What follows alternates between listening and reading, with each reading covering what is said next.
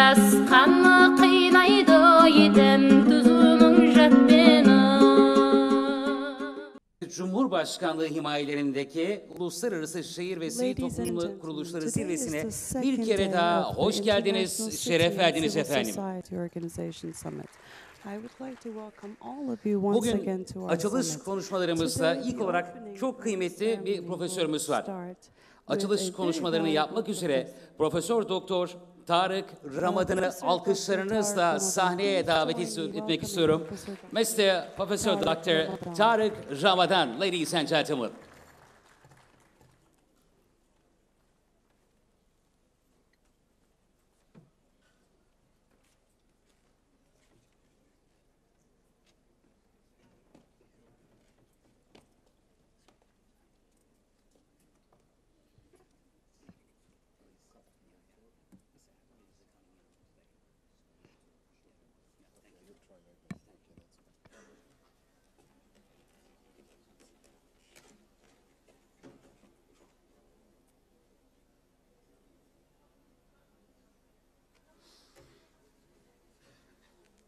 أعوذ بالله السميع العليم من الشيطان الرجيم بسم الله الرحمن الرحيم السلام عليكم ورحمة الله. Good morning. So I was told in 20 minutes to try to speak about a very difficult topic as in fact what are the key elements for living together as equals in culturally diverse societies.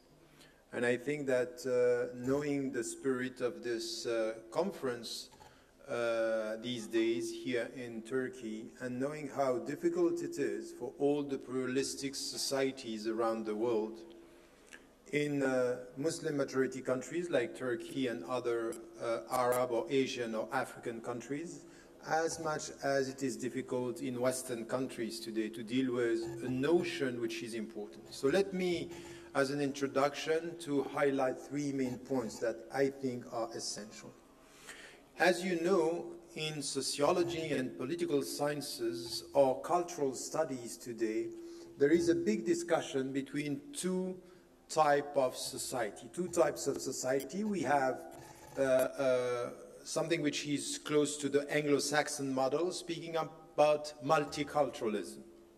Multiculturalism is the way you deal with all these cultures and you come together and you respect the cultures of the different communities. Versus something which is close to the French model, and sometimes it is also referred to as the Turkish model, which I think is not exactly right, is the unity of the society of the republic, dealing with the diversity of culture, but what comes first is not the diversity of cultures, is the unity of citizenship and the relationship to the republic.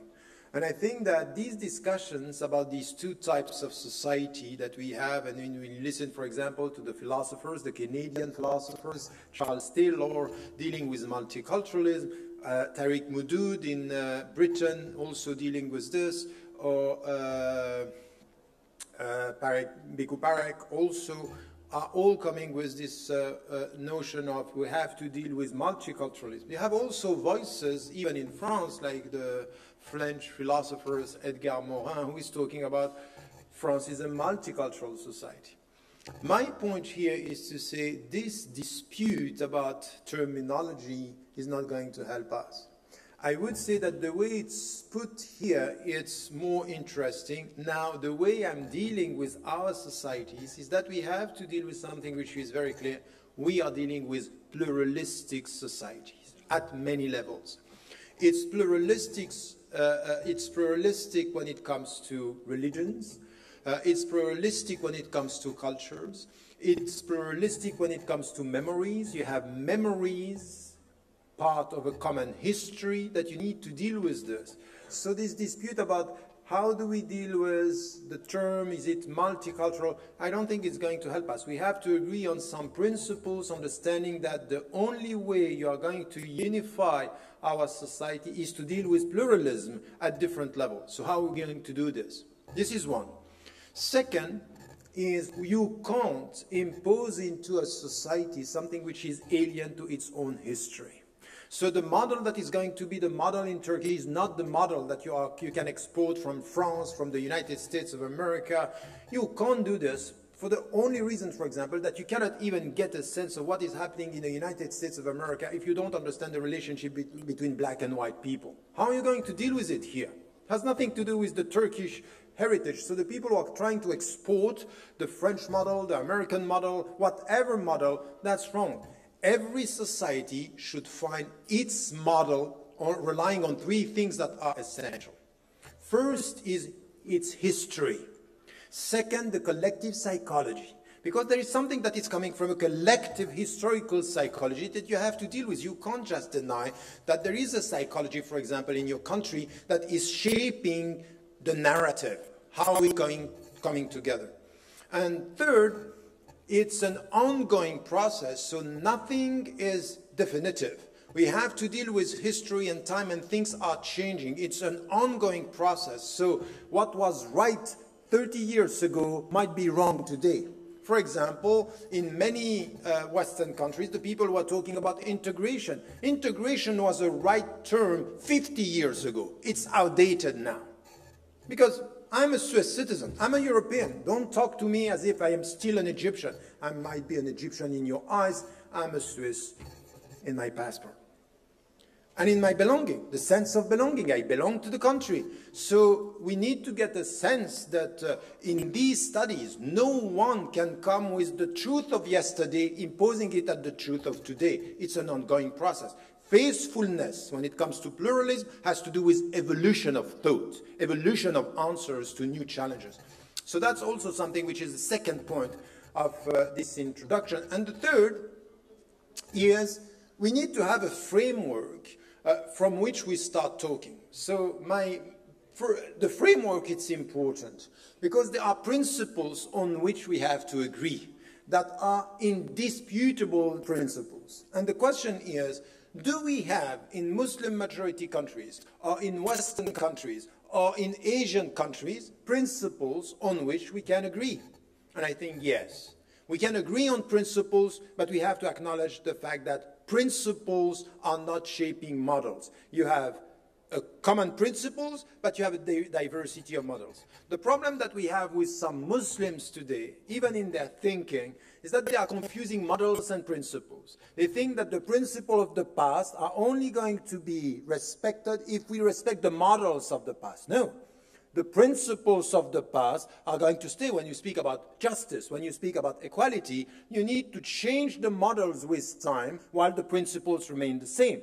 So that's also something which is very important in the Islamic fiqh, for example, Islamic law and jurisprudence. In anything which has to do with being faithful to ourselves is tell me about the principles, but tell me how you are going to translate this principle in a new context. Because to be faithful to an old principle in a new context means that you have to change the way you implement the principle.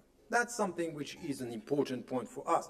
Which means that for the Muslim mindset, for example, in our pluralistic society, with people of other faiths, with a diversity of cultures and religions, we need to be always aware that you need to be faithful to our tradition, mean opening our mind to the new challenges. Having said that, on which principles do we have to agree? And that's essential. We are talking about something which is not alien to the West and not alien to the Muslim mindset in our society. It's everywhere in our society, which is when we come together, what is going to bind us together is rule of law. There is a legal framework on which we rely. And when it comes to citizenship, it should be clear, citizenship means equality before the common law. Whatever your religion, whatever your culture, you are a citizen and you should be treated equally.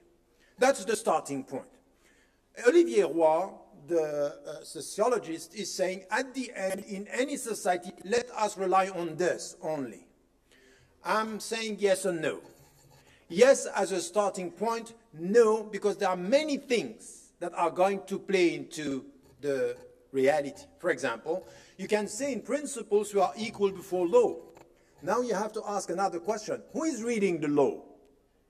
Who has the power to tell you the law is saying this?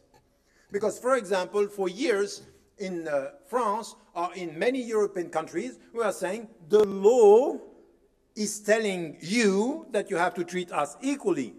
So what they did, they changed the law.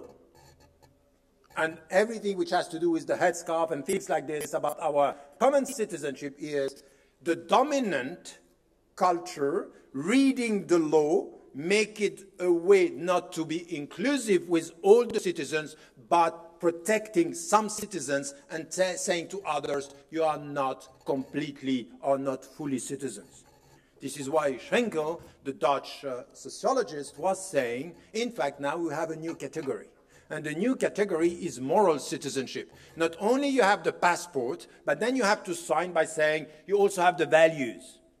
And you don't know what are the values, for example, just after 2005 in the UK, or after 2009 in the Netherlands, or after 2001 in the United States of America. You had some words that were coming, say, Britishness, Frenchness, Dutchness. So you have the passport, but now you have to show more that you are dealing with Dutchness, with Britishness. And so what it is about, it's about you saying that from where you are, but the dominant culture is yours. So that's a problem. Why? Because it means that law are the starting point, but we need to add other things in this. What does it mean when we speak about equal rights? It means that it's a two-way process. And this is something which is very important. It's not only the duty of the state to respect the law, it's the duty of the citizens to understand that they have duties. So even our tradition as Muslims is, don't start with your rights. Know your duties towards the collectivity and the community, and know your rights. So, for example, this is why I'm saying, in a pluralistic society, we should be driven by the 4 L's. The first one is know the law of the country. You have to know the law of the country to abide by the law. It doesn't mean that you accept everything. When I was in South Africa, I say, you go by the law, but when the law is telling you there are rights for the white and rights for the black, as a citizen, you have to say, I don't agree with this. This is an ethical duty. So you struggle from within, but you are clear about the principles. Not all the laws are just. And not all the laws read by the dominant are going to be implemented justly. Look at what is happening in the biggest, the so-called biggest democracy in the world when it comes to the United States of America, when you are a black, poor citizen in America.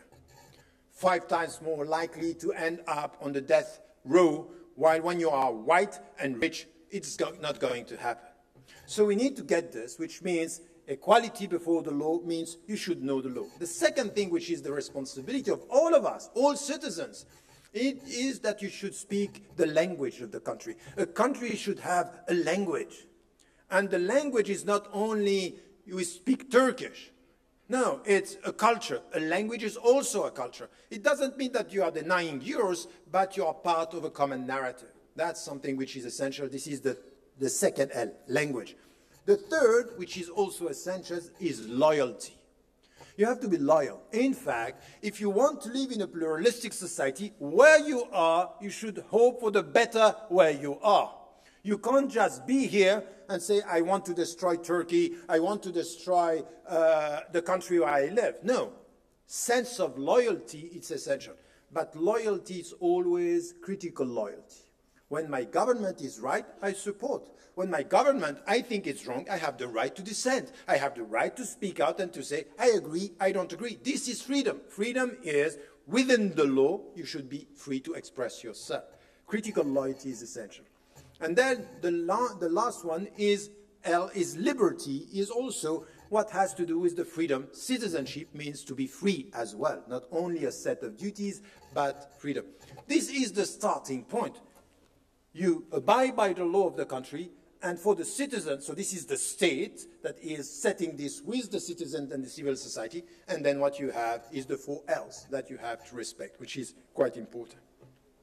Now, there is something else which is essential in the whole discussion. You know, for years, I was saying that in pluralistic society, let us go for the rule of law, let us go for the 4Ls and everything.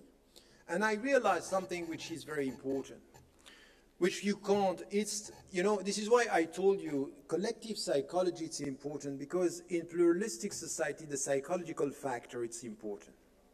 And the psychological factor in sociology, political sciences, and historiography has to do with the sense of belonging. The sense of belonging to this society is not something that you can get by a law. It's something that you can get with your commitment. It's the dominant discourse that is inclusive with you, acknowledging you that you are part of the society. Let me tell you something. When you look at the French team and the British football team today, or the American, or any football team, when you look at the players, the way they are perceived as being part of the team is never questioning the sense of belonging of them. When they win, the team win all together. You don't ask Zinedine Zidane after he won the World Cup, are you French? And the French are not asking this question. He was very French. When they won, he was French.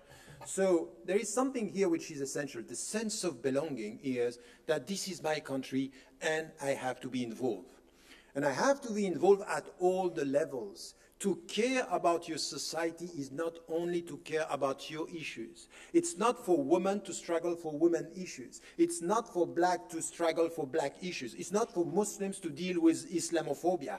It's for citizens to deal with education, social dynamics, civil society, economy, ecology, everything. This is my society. I should be involved in everything, from journalism to whatever. So this is also something which is essential. The sense of belonging is something that you nurture, is something that you get out of your commitment to the society.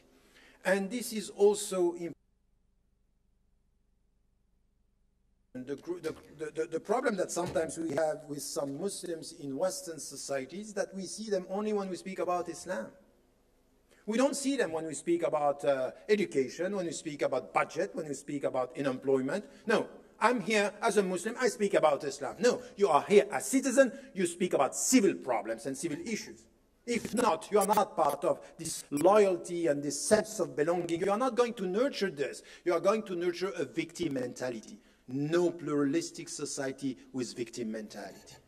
That's not going to work. So the victim mentality is something that you are fighting by saying, I'm not only here to complain, I'm here to add. And this is why I'm always saying in all this business, whatever the society, the notion of integration is problematic because the sense of belonging is beyond integration. I'm saying we are in the post-integration process, and the post-integration process is the best way to stop talking about the best way to go beyond integration is to stop talking about integration and to understand that we have to work together. So having said that, how much time do I still have? Tell me about the time. 5 minutes? 5? Okay. So the point here that I wanted to make is the sense of belonging based on this commitment to be everywhere. It's essential in our understanding. So this is what Schenkel was talking about when he was talking about the informal or the moral citizenship, but perceived in the other way, from the responsibility of the citizens to be involved everywhere. And I would say that any citizen with his or her culture, her or his religion, her or his belonging to a specific community, the starting point of nurturing the sense of belonging has to do with a notion which is essential. It's contribution.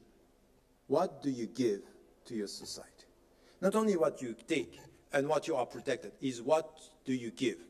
I think that the pluralistic society is calling the pluralistic presence by saying, be an added value within the society. Be an added value.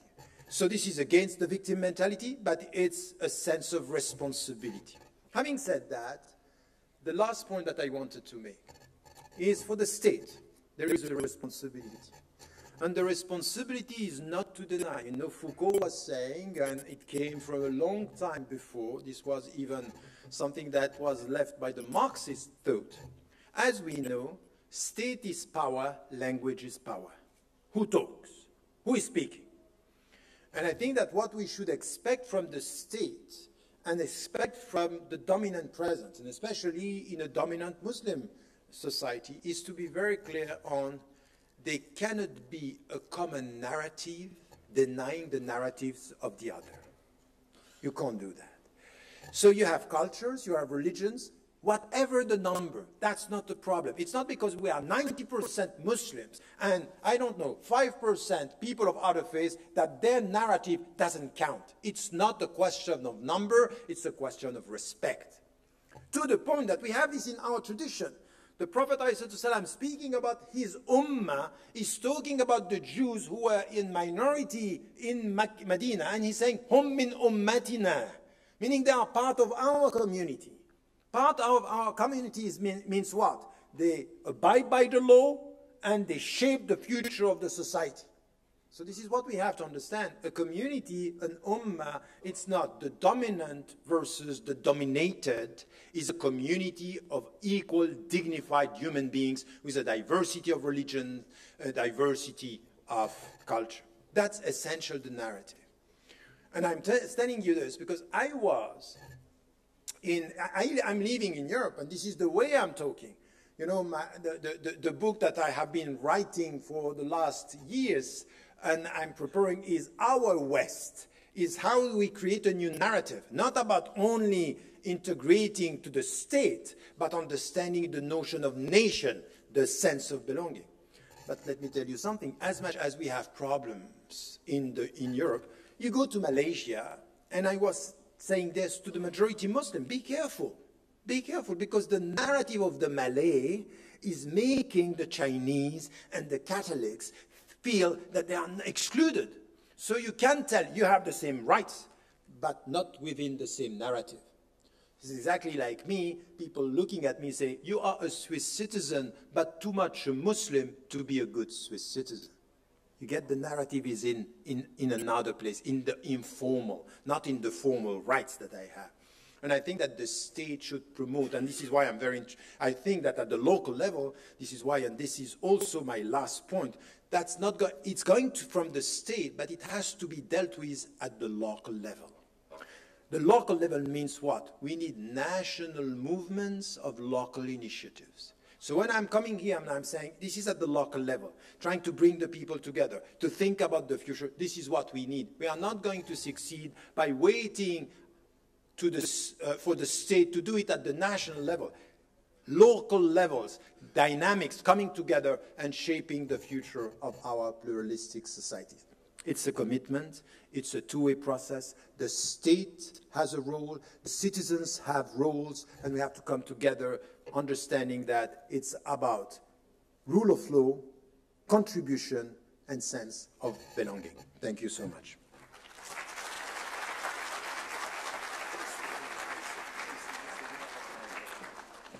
Evet, Profesör Doktor Tarık Ramadan'a bir kere daha teşekkür ediyoruz ve hanımefendiler, beyefendiler, Uluslararası Şehir ve Sivil Toplum Kuruluşları Zirvesi'nde bugün 13. oturuma huzurlarınızda başlayacağız. Türkiye Diyanet Vakfı desteğiyle gerçekleşiyor ve ilk olarak moderatörümüz Profesör Doktor Sabri Orman'ı alkışlarınızla davet etmek istiyorum. Beraberinde yardımcı doçent Doktor Selim Argun, Profesör Doktor Abdullah Ahsan, Doktor Mohsen Muhammed Saleh beraberinde ve Tarık Ramadan'ı da yine aynı şekilde sahnede bir arada bulunmalarını istirham ediyoruz. İşleyecekleri konu Birlikte, Yaşama, Kültürü ve Vakıf Medeniyeti konuşulacak. Sizlerin de soruları olacak. Sayın moderatörümüze hoş geldiniz diyoruz. Sayın Profesör Doktor Sabri Orman. Professor Sabri Orman, the moderator of the session.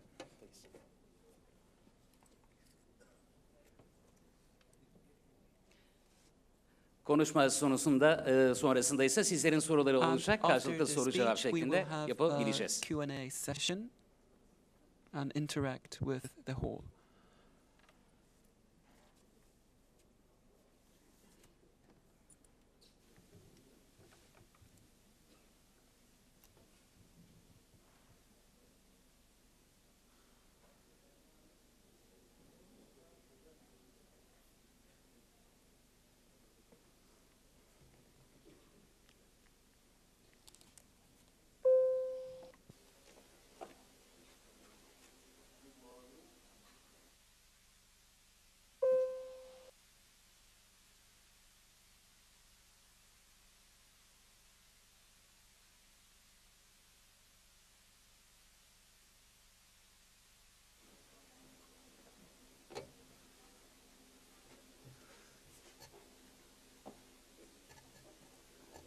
Good morning to everybody here.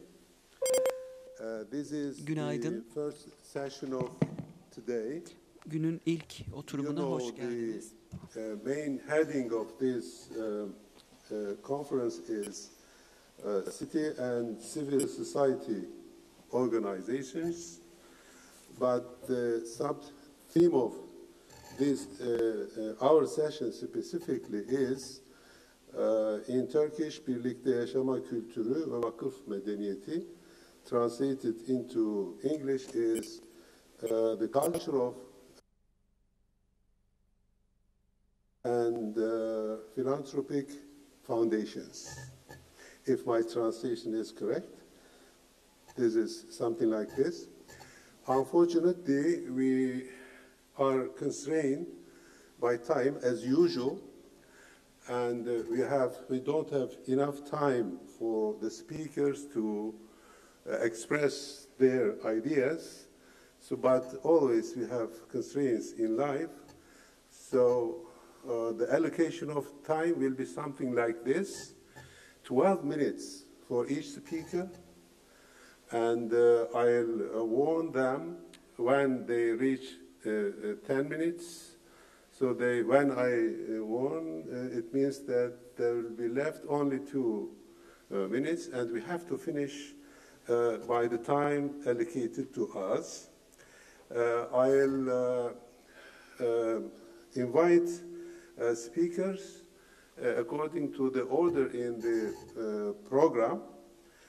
So I'll first mention them, introduce them, and then invite them to make their presentations. Our first speaker is Assistant Professor Dr. Selim Argun. He is an old friend of mine, and he is now with Istanbul University, Faculty of Divinity. And the second speaker is Professor Abdullah Ahsan, who is also a very old friend from Malaysia. We worked together in that country. He is now with International Islamic University in Malaysia. And our third speaker is Dr. Mohsen Mohammed Saleh, who is with Al Zaytuna Center, and he is also another old colleague with whom we worked in Malaysia also. And I think Professor Tariq Ramadan has already been introduced, so he now does not need any introduction. He will be our last speaker. Now I invite our first speaker, Dr. Selim Argun, to make his presentation.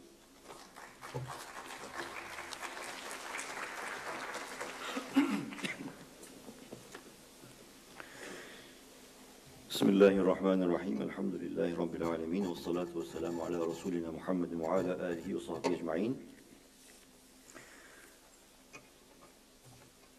Dear respected colleagues, professors, social activists, ladies and gentlemen, I would like to welcome each and every one of you for your participation and taking a part in this auspicious event. At the outset, I would like to thank Professor Ramadan for paving the way for our talk. I found it very thought-provoking, inspiring, his talk, and I particularly picked up few sentences that I believe is very much related to our main theme today. Such as, he said, you can't impose something alien to society. When I look at the civil societies and NGOs around the Muslim world, which is a Western origin, the people in those countries looked at them with some suspicion. But when it comes to an indigenous Islamic charitable organization, the moment you utter the word Vakıf, people do feel some sort of sense of belonging, because this is a millennium and a half old Islamic institution. It is not alien, and probably people do think that it has not a hidden agenda as well. Also, being an added value and also contributing the society, the host society that we are living in, whether in a majority Muslim country or where the Muslims do live in a minority situation in the Western countries. Well, thank you very much, Dr. Tarek, for this inspiring talk. Waqf is a loaded term, in actual fact, and in my humble opinion, if I have to define the entire Islamic civilization in one word, the choice of my word would be the Waqf term. Since this session 13, is organized by the Diyanet Vakfı, and the major theme is the Waqf and its relationship with the civil society and development, and I'm the first presenter, I would like to take a few moments to define the term Waqf. What is Waqf, or plural awqaf?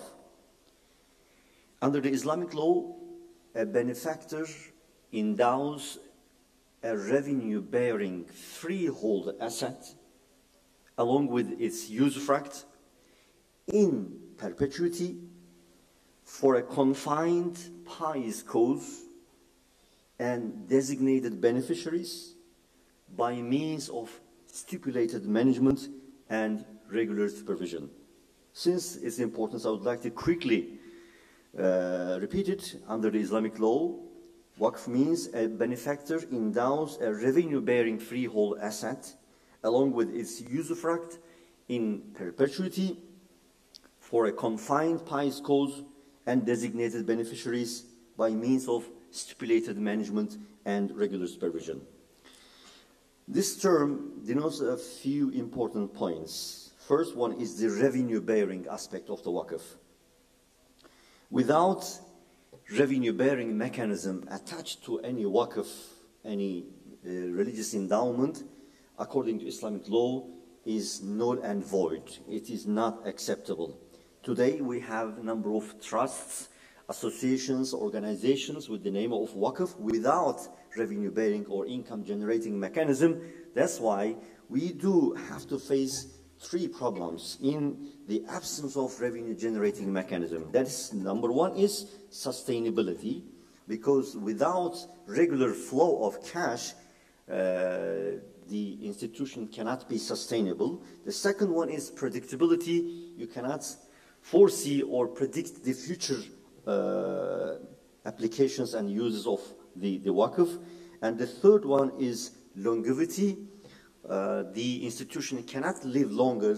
Today, in actual fact, in Anatolian lands, we do have awqaf which outlive empires and states and dynasties because there is an income-generating mechanism attached to that. Why am I emphasizing so much on the income-generating mechanism is very much related to my topic today.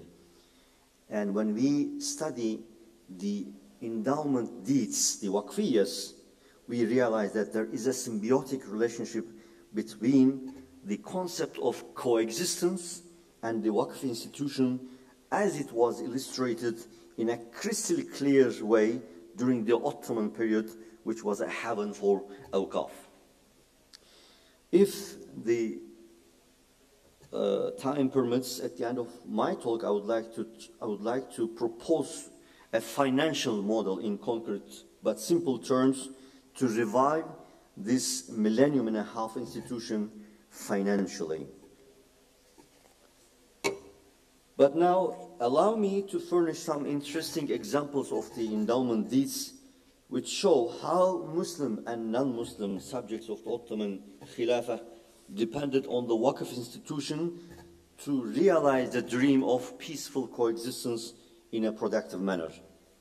As Marshall Hudson says, Waqf was a vehicle for Islam, and that's very true. When we study the Waqfiyas, we realize that Muslims and non-Muslims alike in the Ottoman times used Waqf as a mean to provide public goods, educational infrastructure, and healthcare systems. The non-Muslims, especially in the Ottoman experience, were the beneficiaries of Muslim Vakıfs with the consent and endorsement of the Vakıfs or Vakıfas, that is the endowers. Even non-Muslim subjects founded a Vakıf and benefit from the goods and services of this Vakıf. I think they understood one thing very well. In order to overcome the challenges of the time and geography, they must find a way of peaceful and productive and collective coexistence, and they did well in this sense. For instance, both Muslims and non-Muslims established libraries, awqaf for the emancipation of slaves, public bath and other water installations. They were dwelling in the same city, inhabitants of the same district. They wanted to contribute positively and turn their existence as a minority and meaningful and beneficial for the others. Today, when we look at the Muslims in the Western societies, they benefit from the social and security systems of that pertinent country. But at the end of the day, what Muslims do contribute to those societies? Unfortunately, we cannot answer this question in a very positive way.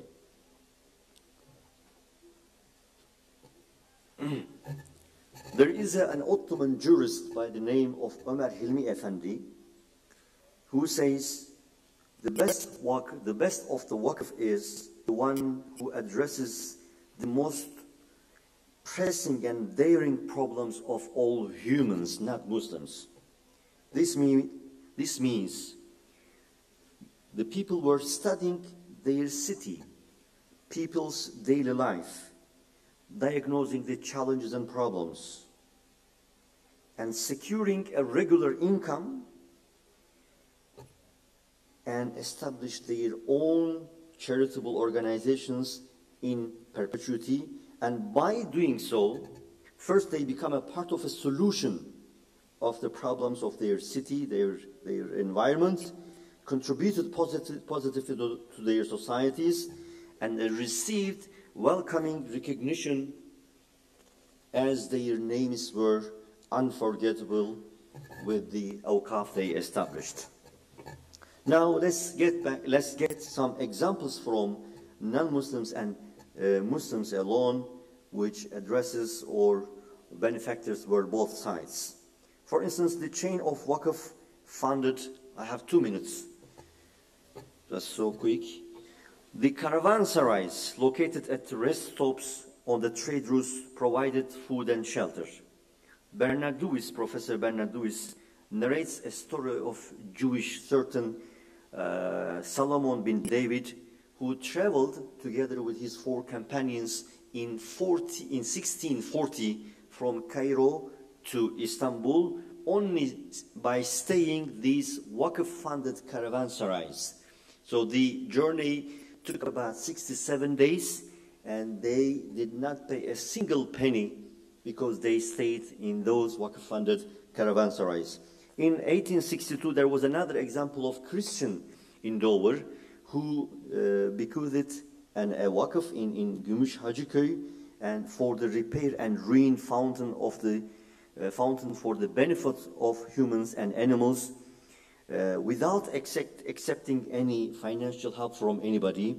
And furthermore, he stipulated in his Vakfiyye that after the last person from his descendants perishes, the management of his Vakf, strikingly interesting, with the consultation of local Qadi, Muslim Qadi, should be transferred to the monks in the nearby church. This, in short, brothers and sisters, ladies and gentlemen, clearly shows that the Vakf institution was one of the important vehicles for civil society in Muslim places, and it was a vehicle for both Muslims and non-Muslims to contribute positively to their societies. It also shows that Vakıf records constitute a rich store of material for the social history of charity and human experience and pluralism in our society. And I would like to thank you for the municipality of Esenler for providing this opportunity, and thank you for your kind participation. Assalamu alaikum wa rahmatullahi wa barakatuh.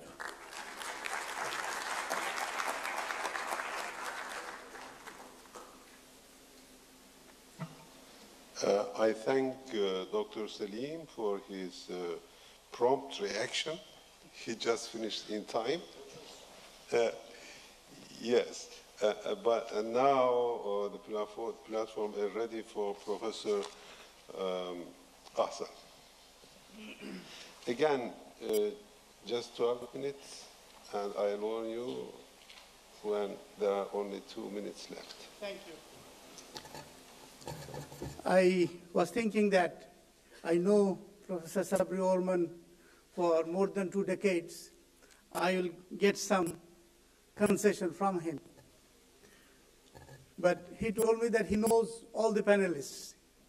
Therefore, no privilege. Alhamdulillahi Rabbil Alameen, As-salatu As-salam ala Rasulihil Kareem. I'm grateful to the organizers for inviting me here. It gave me a good opportunity to meet many people here in Istanbul. The topic that I have been given is role of international NGOs in ensuring peaceful coexistence. This peaceful coexistence is a challenge. It is a challenge because we live in a world which is mired by a thesis called clash of civilizations. Conflict is created, even though it may not exist, it is created in order to ensure that certain privilege will continue. So we are talking in this context. But I would like to highlight a couple of points before I move to that current situation. Throughout human history, human cooperation has been a reality. Civilizations born out of human cooperation, not by force. And this point has been made by philosophers centuries ago. And therefore, if we are really interested in the well-being of humanity, we must find out the grounds for cooperation. And cooperation is necessary for human survival. So without going into those theoretical discussions, I'll just move to the current situation. And the current situation is that the 20th century saw 2 major conflicts, 2 major world wars. And out of these 2 major world wars were born nation states. And we all belong to the nation state system. And there was a time when many people believed that solution to human conflicts lie to the recognition of self-determination. During the First World War, Woodrow Wilson came up with this idea of self-determination. And he wanted to promote that in the League of Nations. But of course, Woodrow Wilson was not able to implement his ideas because of various reasons. And League of Nations also collapsed. Then, by the middle of the 20th century, you see many new nation states emerging.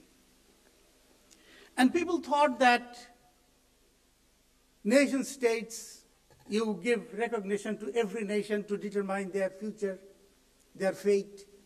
Well, Did it happen?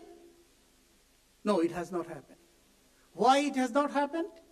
Because the nation-state system is built on wrong foundation.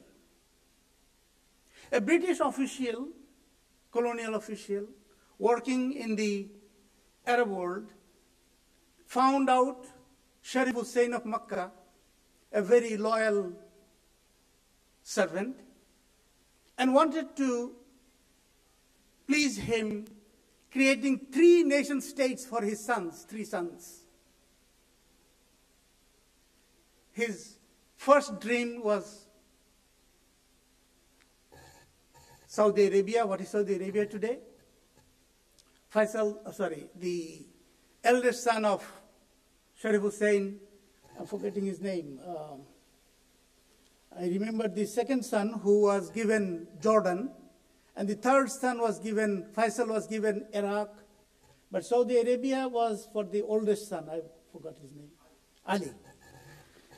But the Saudis prevented that dream. So that did not succeed. Only Jordan succeeded. It still remains as a nation state.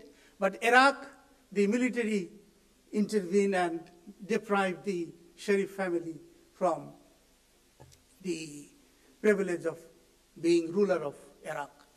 The point I'm making is that the nation-state system was not based on nationalist movements.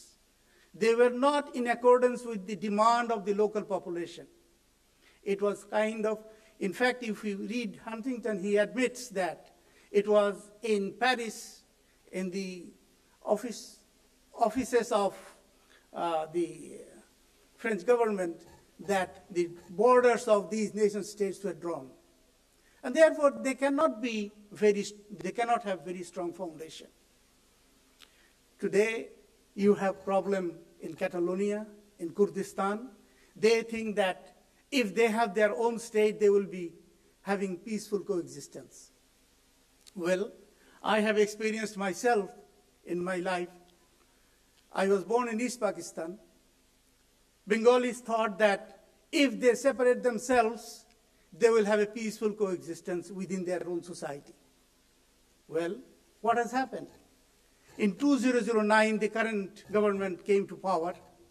Immediately, within 1 month, it staged a military exercise, killing more Bengali army officers than Pakistan killed in 9 months of civil war in 1971.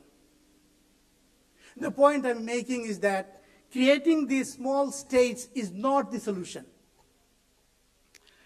The solution remains in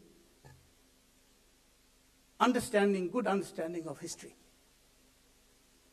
And I find a lot of teachings in the life of the Prophet Muhammad sallallahu alaihi wasallam. Before he became prophet, before Allah subhanahu wa ta'ala recruited him as his messenger, he was an activist. You must have heard about Hilful Fudul. What is Hilful Fudul? Hilful Fudul, in today's definition, is an NGO. NGO which cares for civil society, works for deprived people, is service-oriented, interested in human rights. And I think the international situation, although the clash of civilization has created a lot of conflicts. You know, Bernard Lewis was mentioned by our former speaker. Bernard Lewis created this term, clash of civilizations. And it was taken by Samuel Huntington to popularize it. And that became the key policy of the United States, of the President before Obama, George Bush. I forgot Bush, that's right. Bush administration made clash of civilization key policy matter. And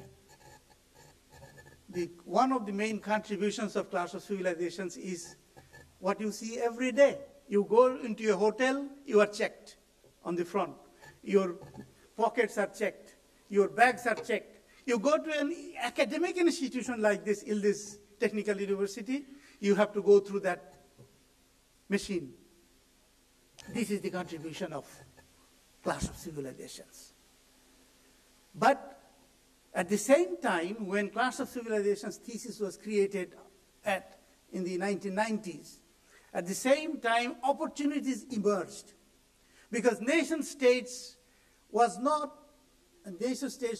as powerful as they were in the 1950s and 1960s. Civil society started to get more power. And I think this is the opportunity that we should grab.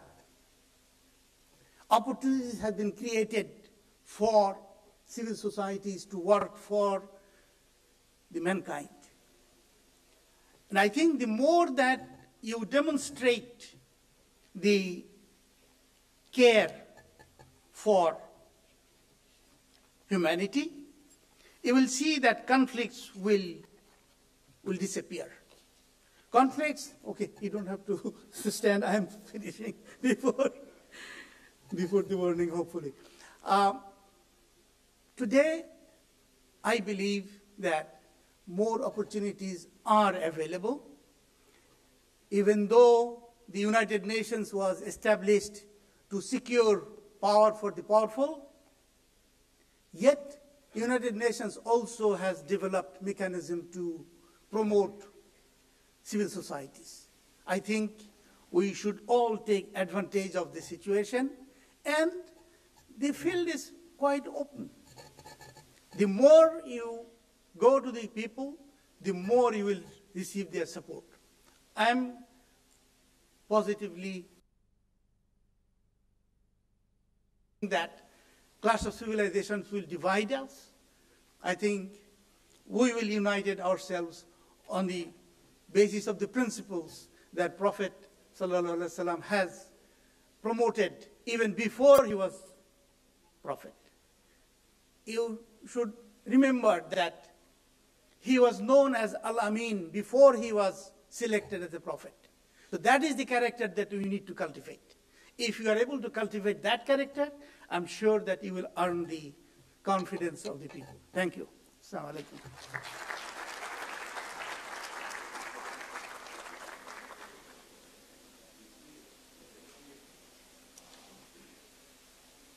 If all people can behave as understandingly as our speakers in this session, we would be able to coexist peacefully in a very high level. Thank you very much so far. We'll see what is going to be the performance later. Thank you.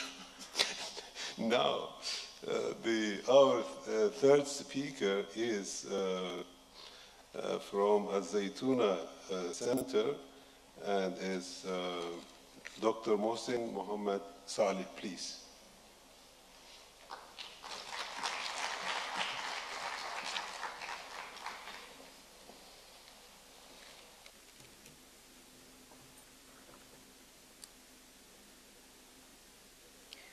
Well, Bismillah ar-Rahman ar-Rahim. Dear brothers and sisters, Assalamu alaikum wa rahmatullah. Well, my presentation will be about building a common life with immigrants, refugees, and asylum seekers. Well, under the pressure of time, I'll be focusing on some points important in this issue.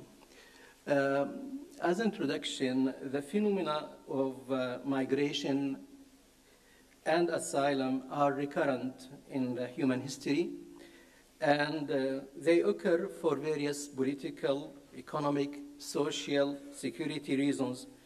In today's world, the scale of the asylum phenomenon has been on the increase as a result of revolutions, wars, and internal conflicts, as well as poverty, unemployment, and drought. In addition, the huge disparity in income rates between countries may lead many to immigrate in search for a better life. In general, beliefs, religions, and ideologies agree upon a set of values and human standards such as justice, equality, compassion, and cultural coexistence, with the form of a basis of mutual work. This may give a good basis for mutual work among countries to deal with such an issue in a positive and conducive way. In the Islamic teachings, Islam largely focuses on human values. These values are not related to one's sex, color, nationality, sect, his place of birth, or whatever time. Allah subhanahu wa ta'ala sent Muhammad as his messenger as a mercy for all the people, rahmatan lil alameen. All the people are equal as the teeth of a comb. Differences in beliefs, races, colors, and nationalities should be means of association, integration, and cooperation. This is very clear in the Islamic teachings. One of the important issues, which is very much related to our topic, is that Islam offers an advanced human rights system in comparison to contemporary international law, as it necessitates the provision of protection and care to those who need them. This includes immigrants and refugees, even if they adopt a different religion. This also includes refugees' rights of appreciation, provision of needs, family reunion, preservation of property and money, non-discrimination, non-repatriation against their wish or in case of danger, and inclusion of all nationalities, races, and religions in such a privilege. One of the amazing things in the Islamic teachings which is more advanced than the international law nowadays, is that even it gave the option of a Muslim individual giving shelter or refuge, having the right to give shelter or refuge for any others. And his commitment in giving shelter should be respected by the state itself, as what happened with the Prophet ﷺ when he accepted this with Hani, when he said, "Ajarna man ajarti ya Hani."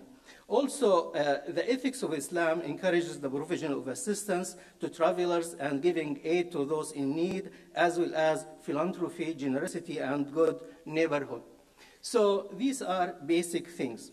Even in practice, it is not only in writings, the Islamic civilization succeeded in a great extent for the application of human values and humanitarian standards.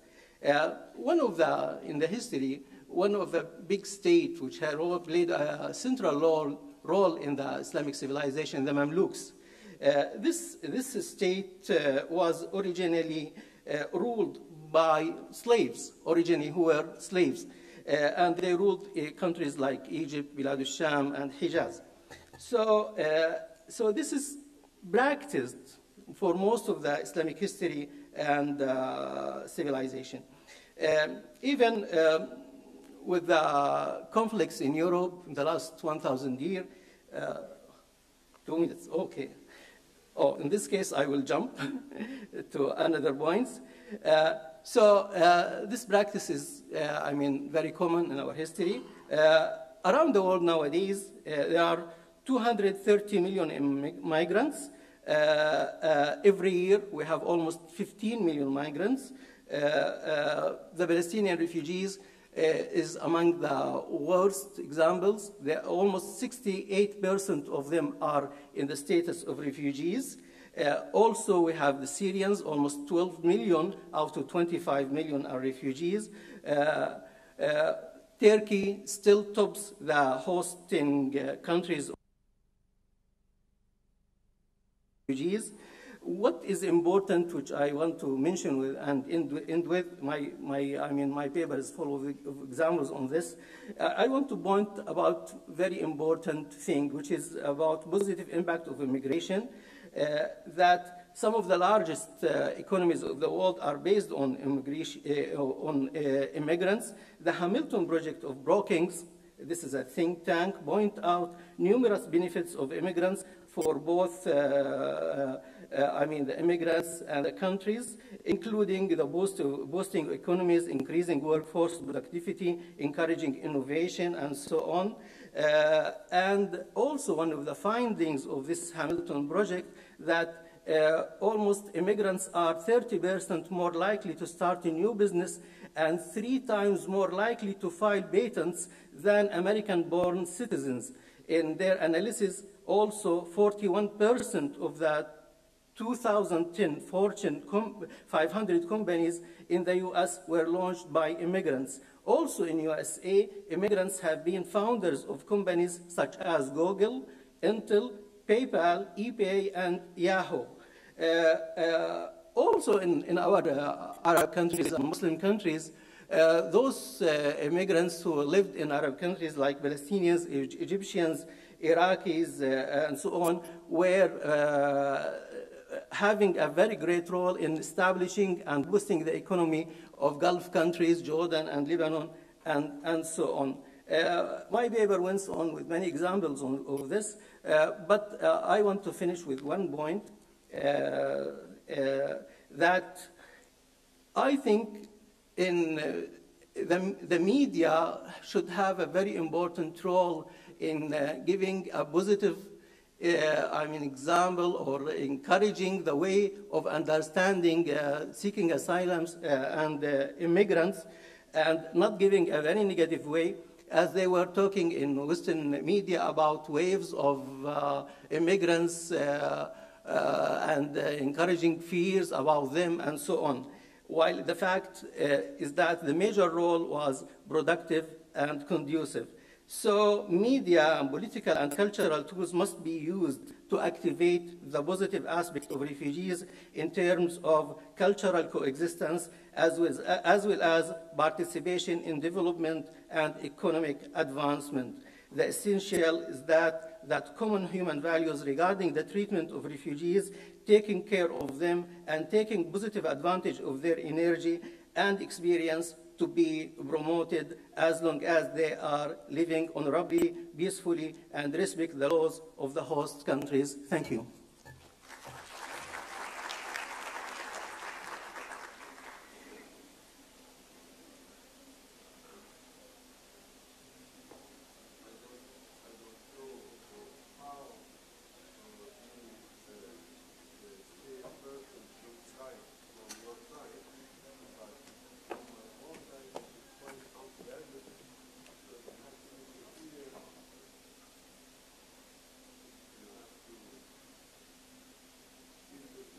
People, are an academic yourself, you know how a paper takes time and effort to be brought to such a place, and you just say, you have 10 minutes. What is this? 10 minutes. What can a speaker express his ideas, feelings in 10 minutes?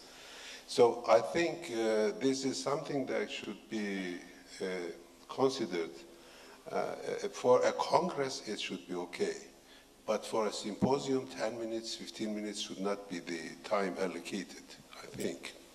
Okay, but still we survived the session, because now I'm inviting the last speaker. And again, you have 12 minutes, and I have a good expression for your time, 11:10. Not 11, but 11:10, yes.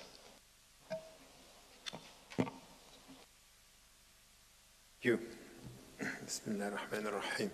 Thank you. Again, I will stick to my time because I spoke already, so I think that I was asked to talk about culture of coexistence and the foundations. And let me just highlight some of the points, because I think that what we heard and in which way also this last talk could also be inclusive in the way we can deal with nurturing a culture of coexistence in our societies. And I said it before, but let me just repeat something which I think that we have to think about the means, we have to think about the fields, we have to think about the people, and we have to think about the objectives. So when it comes to the means, what are the means with which or through which or relying on which we can get a sense of nurturing a culture of coexistence? As I said, the starting point should be the frame, and law are important, teaching the law, knowing the law, abiding by the law of the country. But there is something here which it's important when it comes to deal with the culture of coexistence, is to take seriously the civil society. And that's something that we had, in fact, in our history. It's less the case in many Muslim majority countries, but the civil society, what is between the state and the individuals, is this dynamic where, in fact, the culture of coexistence should come from there. So this is where we need to get a sense that we are together, we live together. So to take the civil society seriously, I will surprise you, but it's to talk about power. It's to talk about power. It's not only the power of the state, it's the power of the people, the power to change things. And in fact, in our tradition, in all, by the way, not only in the Muslim tradition, but all the spiritual and the religious traditions, something which is the humility that you have towards God will never be at the price of the knowledge of the power that you have. And the power that you have is two types of power. Change yourself, change the world. Change yourself, change the world. The starting point of civil society is an individual understanding that the relationship that you have with God is to change yourself, and the relationship that you have with your fellow human beings is change the world for the better. And this has to be a motto for the civil society, that how together in this culture of coexistence you are not alone and you can't work alone. Even with the time, because we have been referring to the time of the Prophet, peace be upon him, but everywhere in our society, look at the very beginning. It's even the Prophet ﷺ relying on people of other faiths, or even on the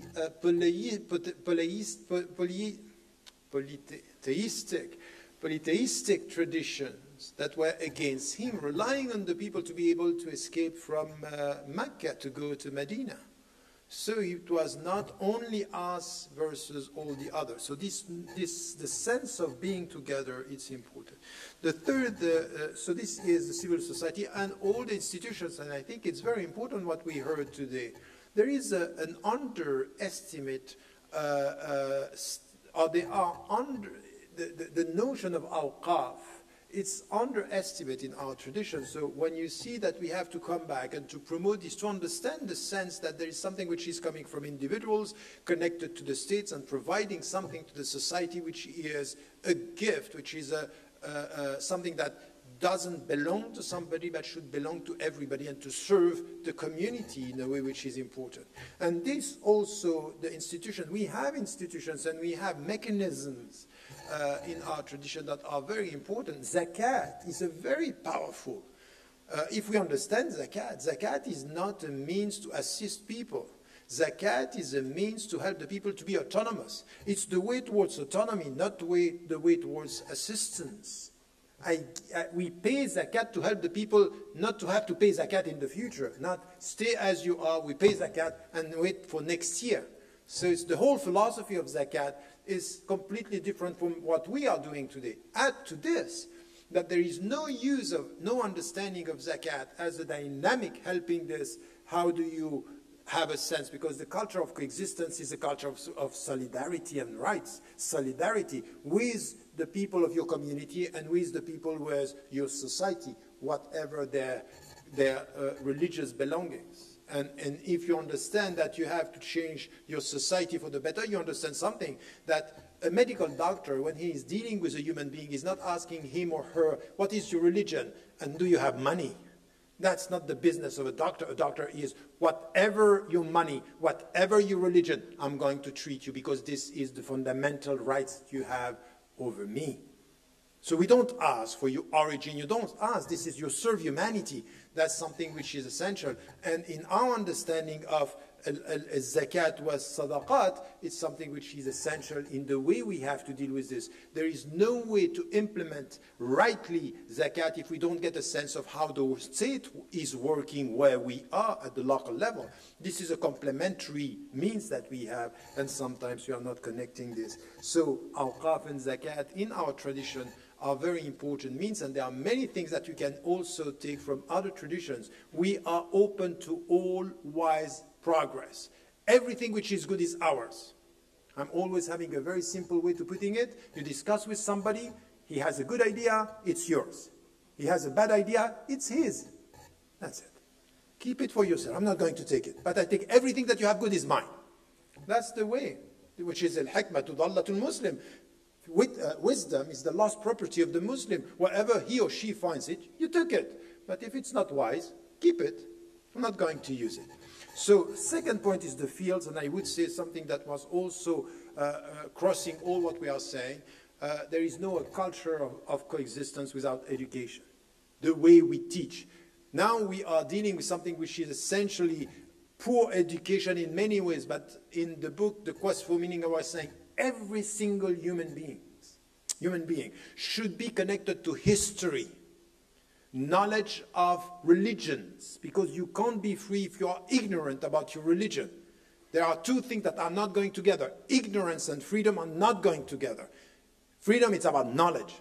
So history of philosophy, thoughts, the way, look at what we are witnessing now with this Facebook culture. It's the faster you go, the better you think. That's wrong. It's the deeper you go, and you need time. So to teach how to think, it's essential. That's also education, which is important. And something that I may surprise you. So history of religion, philosophy, for example, history of thoughts, but also imagination, culture, art, poetry. That's us. This is what it means to have a culture of coexistence. That is binding us together is a language and beauty. Beauty is essential. Imagination, this is part of the collective psychology, and we have to work on this. Dialogue between cultures and religions, but not only between. We have a deep problem now with an intra-religious dialogue. And sometimes it's easier to talk to people of other faiths than to talk to Muslims. Look at what is happening now between the Shia and the Sunni, which is problematic. So working together, this is also the fields where we have to come together. And we should not work together only based on our religions. We should work together based on projects. When it comes to solidarity, when it comes to education, when it comes to serving the community, it's a project-driven collaboration, not within our community versus the other or forgetting the other. And what also it's important is in which way we can have this building bridges, which is a mindset that you need to have, and it's not always easy. You know, we are all very quick to be open-minded in closed circles. Open-minded in closed circles among our people. We are open-minded. It's easy. But to get out of your comfort zone and to deal with others, to get a sense of what they think, the way you have to respect, the way you have to know. That's something which is, this is the culture of coexistence. To have some courage, the courage to go and to know. And the Muslims they like one verse, the Muslims. They like it so much. Wherever you go, in interfaith dialogue, they come and say, وَجَعَلْنَاكُمْ شُعُوبًا وَقَبَائِلَ لِتَعَارَفُوا. We made you nations and tribes in order for you to know each other. But they are always saying this to the people. They say, you have to know us. But what about you Muslims who have to know them? So you are ignorant of the world and you tell to the people, try to know us. That's unfair. لِتَعَارَفُوا in Arabic, it's on equal footing. It's a two-way process. And we have to know, what do you know about the other religions? What do you know about the people who are your neighbor? To the point that the Prophet is saying, لا يؤمن أحدكم حتى يحب لجاره ما يحبه لنفسه. So you are not to have a complete faith if you don't like for your neighbor, and the neighbor is not only the Muslim, what you like for yourself. But if you deny his humanity, what are you going to do? You are not fulfilling the faith that is required. Very quickly, the people, and I think that I spoke about citizenship, but you know, I made myself a mistake for 20 years. I have been talking to Western Muslims by saying, you have to be citizens. And that's good, but not at the price that I am witnessing now. I see Western Muslims, and even in your country it happens, everywhere it happens. When we have a sense, too much a sense of nationalism, we end up being in a very dangerous situation. When our citizenship, it's at the price of our common humanity. And this is why what we heard about the migrant, for example, it's very important, the refugees. This is why we have to celebrate and to say, at least in Turkey, compared to all the other countries in the region, the refugees have been welcomed with millions of people being welcomed in the country. And this is an example when you see that in Canada, they're happy to have 25,000. In Canada, a rich country, 25,000. And then you have Germany, which was leading in Europe, but so many countries not doing, and even some of them closing the door to the migrants in Eastern Europe. You can't have a dignified citizenship if you don't have a dignified sense of humanity.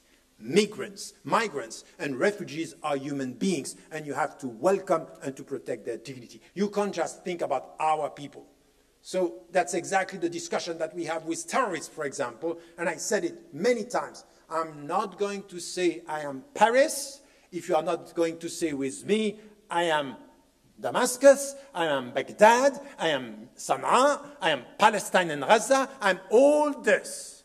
It's not my people, and then I think about the others. That's not us. That's not a sense of, so no citizenship without a sense of humanity. And then we have also to say that what we also have to struggle is men and women. Wherever we speak about equality, but we have to be serious about this, that we have a great deal of problems when it comes to the equality of men and women before law and in the job market and with the salary. This is also a struggle about the sense of coexistence within. And as I said, no way of accepting any type of racism in a culture of coexistence. Racism is unacceptable. All type of racism, there is no hierarchy between races. So anti-Semitism is wrong, anti-black discourse is wrong, anti-Muslims is wrong, anti-whatever is wrong, because by definition, there is no difference between any human being. That's something which is important. And I would say, to end with this, the objectives that we need to have are values that are important and common values. The first one is the dignity, وَلَقَدْ كَرَّمْنَا بَنِي آدَمَ, the dignity of human being. It's justice, as we were talking. Justice is, إِنَّ اللَّهَ يَأْمُرُ بِالْعَدْلِ, God commands justice, which is important. Equality is that we are all equal before law, as it was said. Freedom, it's essential, and freedom of conscience, freedom of thinking, freedom of expression, it's also important. And I would say that there are two things that we might have to add. For many years I have been saying, the most important value in Islam is justice. I changed my mind when I wrote the book on the Prophet ﷺ by saying the most important value in Islam is peace. Salamat al-nafs wa salamat al-mujtama'. And salamat al-nafs is a sense where, be careful, with all the index that we have with the GDP and everything, we might have to rethink our way of dealing with what is the objective of coexistence, is peace inside and peace in between. And peace is essential as something which I like what the Bhutan's people did and the government by saying, you know what, the index of happiness, it's important. Don't tell me how much money you have, but how much happy you could be. It's also something which has to do with our living together. Thank you.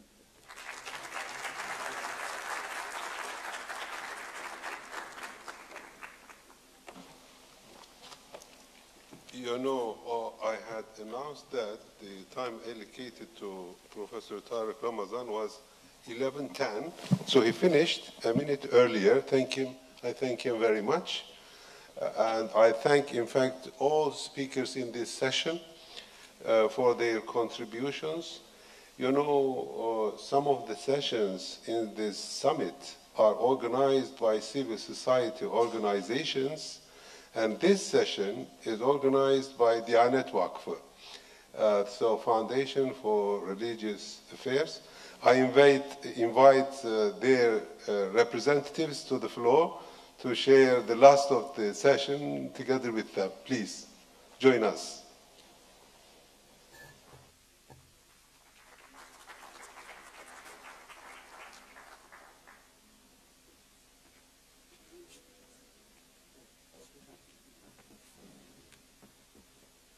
Evet, bu 13. Oturum Türkiye Diyanet Vakfı desteğiyle gerçekleşti. İlk olarak Profesör Doktor Sabri Orman'a Diyanet Vakfı'ndan değerli yetkililerimiz plaketlerini takdim ediyorlar. Moderatörümüz de kendileri.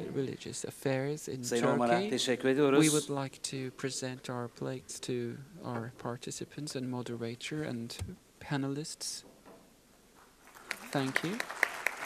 Türkiye Cumhuriyeti Cumhurbaşkanlığı himayelerinde Uluslararası Şehir ve Sivil Toplumları Kuruluşları Zirvesi devam ediyor ve 13. oturumun sonunda plaket takdimlerinde şimdi sırada yardımcı doçent doktor Selim Argun'un plaketi var.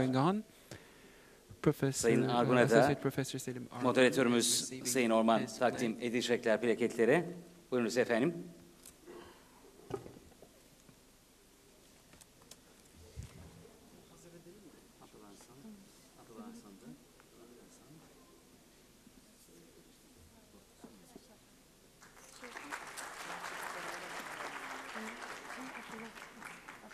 Evet. Teşekkür ediyoruz. Ve bir sonraki plaketimiz Profesör Doktor Abdullah Hasan.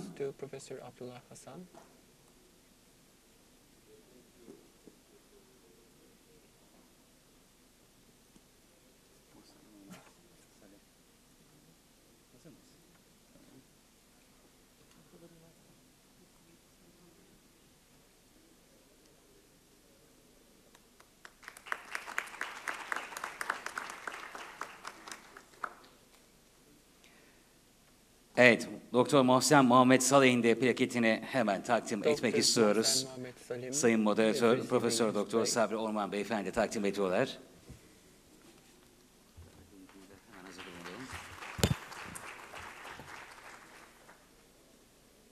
Ve son plaketimiz Profesör Doktor Tarık Ramadan'ın. Sayın Moderatör, Sayın Vakıf yetkililerinin de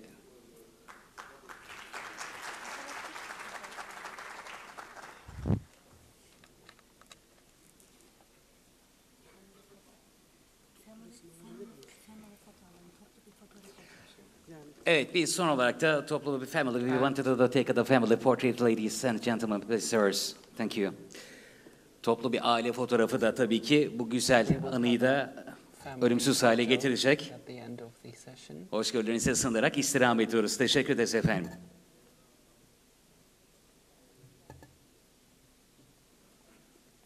Evet, daha sonra 17. oturumumuz başlayacak.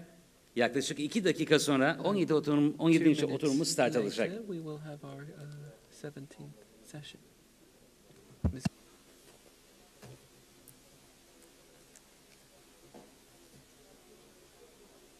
Evet, Türkiye Diyanet Vakfı'na teşekkür ediyoruz. Konuklarımızı alkışlarınızla uğurluyoruz. Türkiye Diyanet Vakfı desteğiyle 13. oturumumuz gerçekleştirdi. Hanımefendiler, beyefendiler, bütün panelistlerimize ve sizlere teşekkür ediyoruz. Ve huzurlarınızda 17. oturumun açılışını yapıyorum. İstanbul Kültür ve Sanat Vakfı desteğiyle 17. oturumumuz başlayacak. Oturumumuzun konusu kültür, sanatta erişilebilirlik ve yerel yönetimler gerçekleşecek. Ve moderatörlük öncesinde ise İstanbul Kültür ve Sanat Vakfı'nın desteğiyle gerçekleştiriliyor. Ve moderatör olaraksa Görgün Taner Bey'i hemen sahneye davet etmek istiyoruz. Sayın Taner, buyurunuz efendim. Moderatörümüz için bir kuvvetli alkış istirham edeceğim. Kültür ve sanat, erişilebilirlik, yerel yönetimler konuşulacak. Beraberinde ise, evet, Fanny Vakrayal'ı rica ediyoruz. Levent Çalıkoğlu, Esra Balcı ve Adel Esadani diğer panelistlerimiz olacak. Netkin tattığın ay, şaraskanlı